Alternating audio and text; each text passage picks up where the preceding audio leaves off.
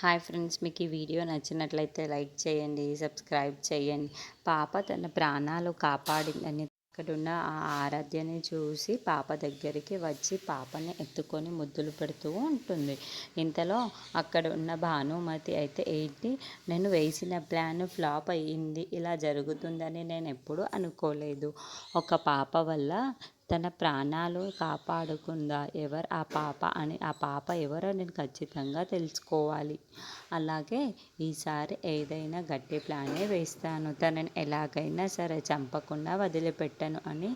ఆరాధ్య నేను ఎలాగైనా చంపేస్తాను, నేను చంపితేనే నాకు పగ తీరిపోతుంది ఆరాధ్య అని చెప్పేసి అనుకుంటూ ఉంటుంది. ఇంతలో అక్కడున్న భానుమతి అయితే చాలా కోపంగా, ఆరాధ్య నిన్ను చంపకుండా వదిలిపెట్టేదే లేదు, ఈసారి వదిలేసాను కానీ ప్రతిసారి ఎలా మిస్ అవ్వు కదా, ఈసారి గట్టిగా ప్లాన్ చేసి నేను ఎలాగైనా సరే చంపుతాను అని చెప్పేసి అనుకుంటూ ఉంటుంది.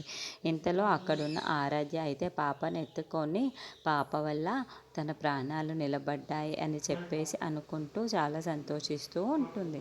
అక్కడున్న భానుమతి మాత్రం చాలా కోపంగా ఆరాధ్య అని చూస్తూ ఆ పాప ఎవరో తెలుసుకుందాం అని చెప్పేసి అనుకుంటూ ఉంటుంది. గౌతమ్ మాత్రం తన ఇంట్లో కూర్చొని మళ్ళీ కోసం చాలా బాధపడుతూ ఉంటాడు. మళ్ళీ ఎక్కడికి వెళ్ళిపోయావు, మళ్ళీ ఏమయ్యావో మళ్ళీ కూడా నాకు అర్థం కావటం లేదు, నా చేతుల్లో పాప కూడా లేదు, పాప ఎటు వెళ్ళిపోయిందో కూడా అర్థం కావటం లేదు. ఇప్పుడు నువ్వు పాప లేకపోవటంతో నా జీవితం ఏమవుతుందో కూడా నాకు అర్థం కావటం లేదు మళ్ళీ అని చెప్పేసి తన పేరును రాసుకుంటూ మళ్ళీని తలుచుకుంటూ చాలా బాధపడుతూ ఉంటాడు.